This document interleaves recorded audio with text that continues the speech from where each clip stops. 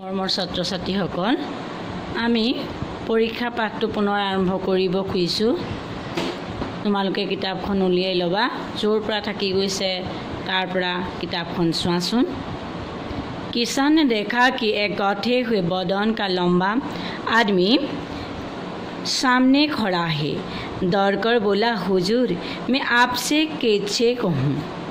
युवक ने कहा, मालूम होता है तुम यहाँ बड़ी देर से फंसे हुआ हो। अच्छा, तुम गाड़ी पर जाकर बेलू को साधु में पहियों को ढकेलता हो, अभी गाड़ी ऊपर जाती है।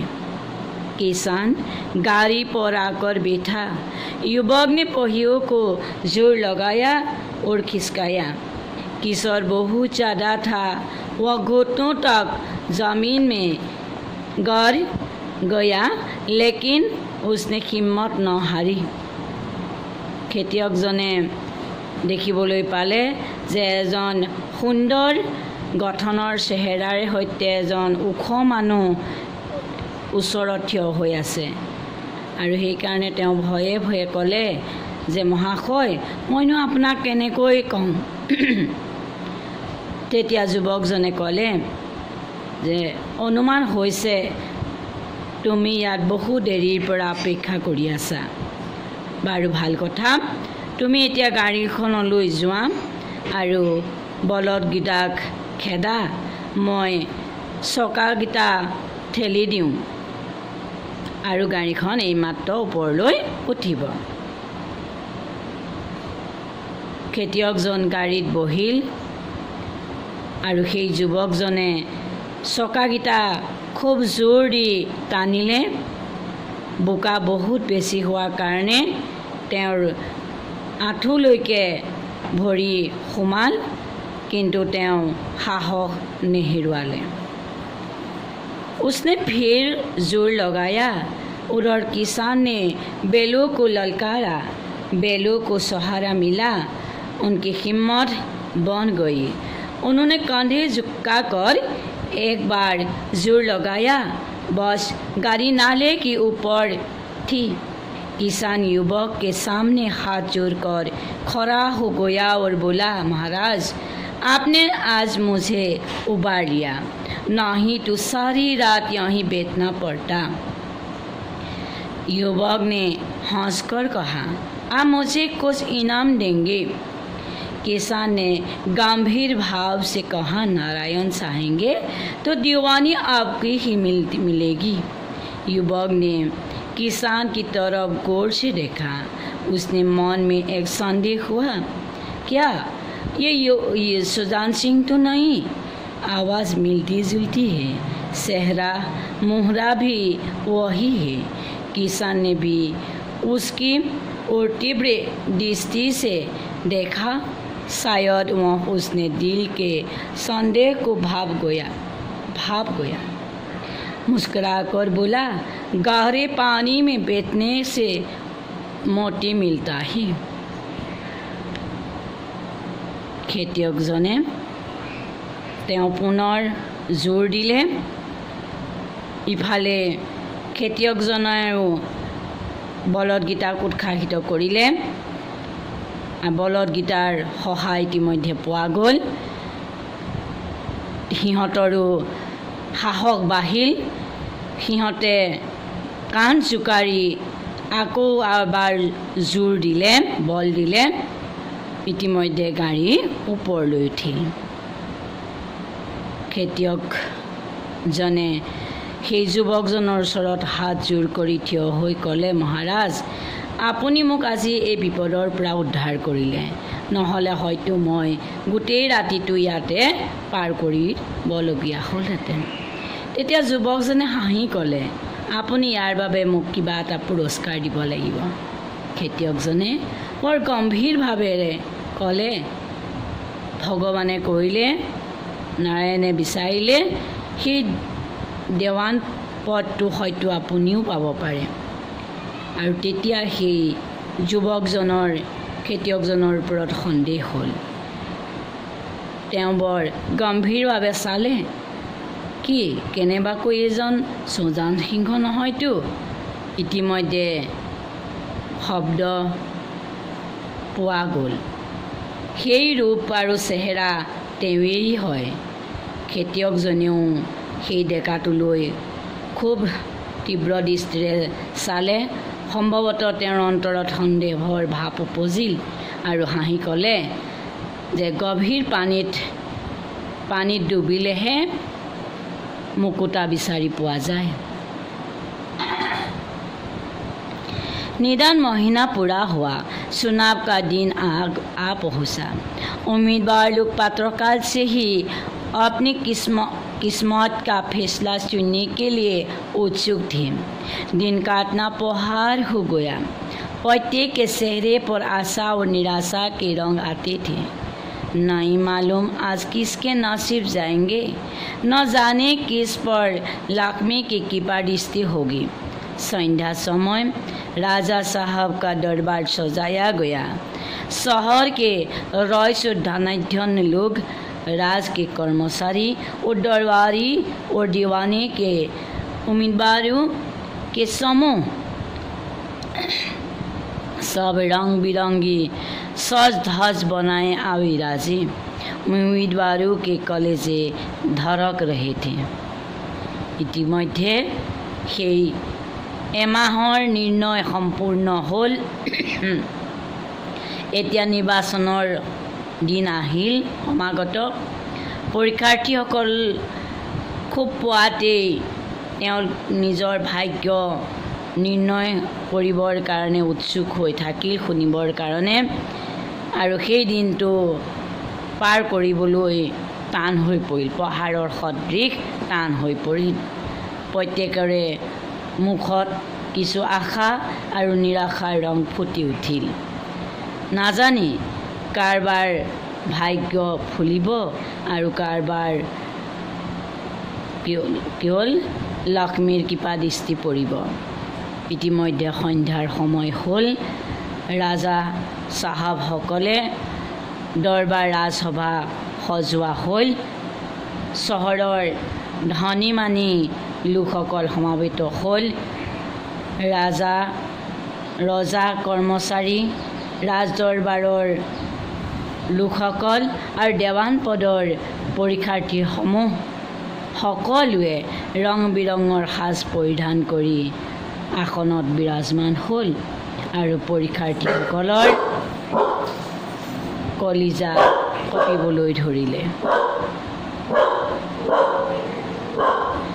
सब सरदार सुजान सिंह ने खड़े होकर कहा, मेरे दीवानी के उम्मीदवार महाशयों, मैंने आप लोगों को जो कष्ट दिया है उसके लिए क्षमा कीजिए।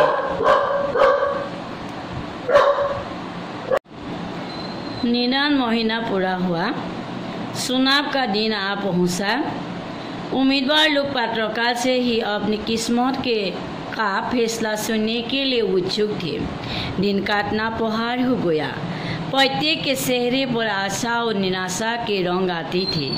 नहीं मालूम आज किसके नसीब जाएंगे, न जाने किस पर लक्ष्मी की कृपा दृष्टि होगी।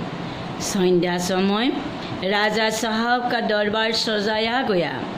शहर के रईस और धनाढ्य लोग, राजा के कर्मचारी और दरबारी और दीवानी के उम्मीदवारों के समूह सब रंग बिरंगी सज धज बनाए आ विराजे उम्मीदवारों के कलेजे धड़क रहे थे। इतिमध्ये निर्णयर एमाह सम्पूर्ण হ'ল। নিৰ্বাচনৰ দিন উপস্থিত হ'ল।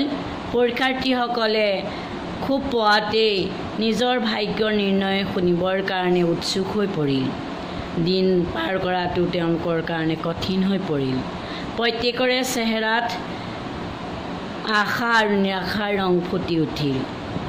ক'ব নোৱাৰি আজি কাৰ ভাগ্য ফুলিব আৰু কাৰ ওপৰত লক্ষ্মীৰ কৃপা দৃষ্টি পৰিব। সন্ধ্যা সময় হ'ল। ৰাজা চাহাবসকলৰ ৰাজদৰবাৰ সজোৱা হ'ল। চহৰৰ নামী দামী ধনী মানী লোকসকল, ৰজা কৰ্মচাৰীসকল, দৰবাৰীসকল আৰু দেৱান পদৰ পৰীক্ষাৰ্থীসমূহ সকলোৱে সাজ সজ্জা ৰং বিৰঙৰ সাজ সজ্জা কৰি আসনত বহিল। পৰীক্ষাৰ্থীসকলো বহিল। পৰীক্ষাৰ্থীসকলৰ কলিজা কঁপিবলৈ ধৰিলে। तब सरदार सुजान सिंह ने खड़े होकर कहा, मेरे दीवानी के उम्मीदवार महाशयों, मैंने आप लोगों को जो कष्ट दिया है उसके लिए क्षमा कीजिए।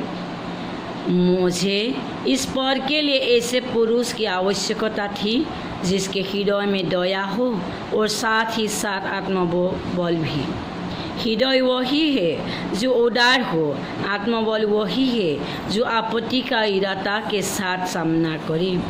और इस रिसायत के सौभाग्य में से हमको ऐसा पुरुष मिल गया। ऐसे गुणवाले संसार में कम होते हैं और जो हैं वे कीर्ति और मान के शिखर पर बैठे हुए हैं, उन तक हमारी पहुँच ही नहीं। मेरी रियासत को पंडित जानकीनाथ शाह दीवान पाने पर बधाई देता हूँ। रियासत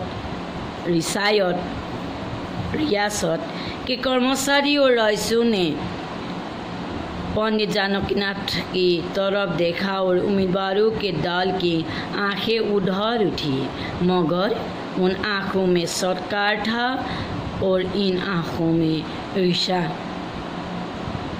তেতিয়াই सरदार सुजान सिंह উপস্থিত হ'ল আৰু সম্বোধন কৰিলে যে মোৰ দেৱান পদৰ পৰীক্ষাৰ্থী মহাশয়সকল, মই আপোনালোকক যি কষ্ট দিলোঁ তাৰ বাবে মোক ক্ষমা কৰিব।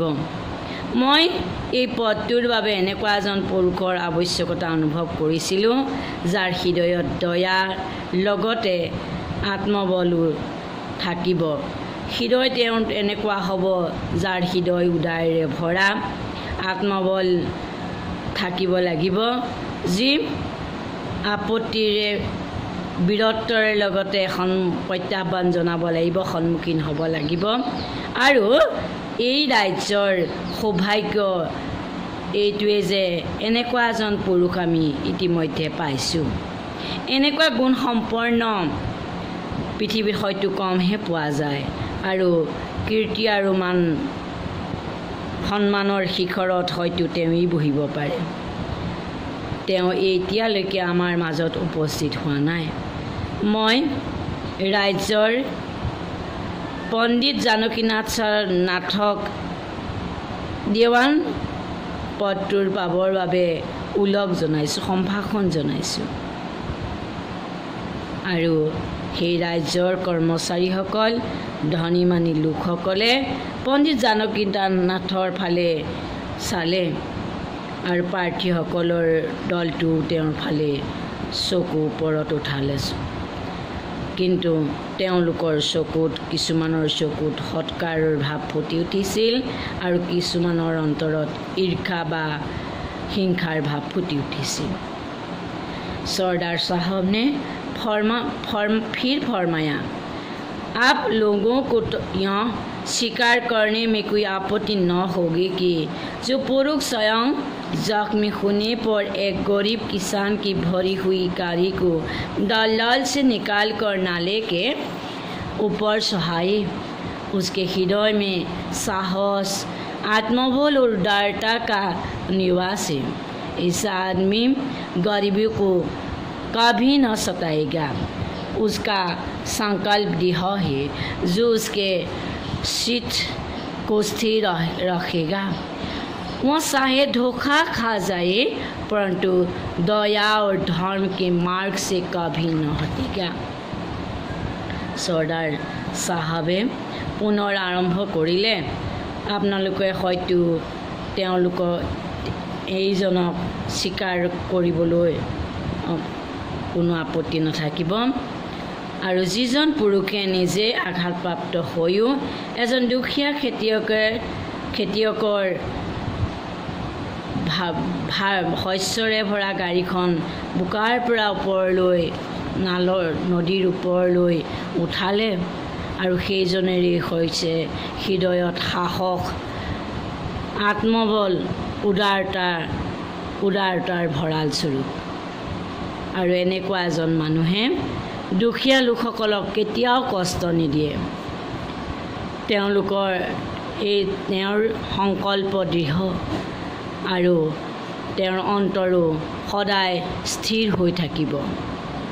তেওঁ লাগিলে নিজে প্ৰবঞ্চিত হওক, ধোষা হওক, প্ৰবঞ্চিত হওক, ঠগ হওক, কিন্তু দয়া আৰু ধৰ্মৰ পথৰ পৰা কেতিয়াও বিচলিত নহ'ব। ছাত্ৰ ছাত্ৰীসকল, পাঠটো ইতিমধ্যে আমি শেষ কৰিলোঁ। পৰীক্ষা সমাগত খুব মনোযোগেৰে পাঠটো পঢ়ি প্ৰশ্নবিলাক দিবা। ইয়াৰ পাছতে আমি কবিতা লৈ যাম। প্ৰথম কবিতাটো আকৌ আৰম্ভ কৰিম। আজিলৈ সামৰিছোঁ।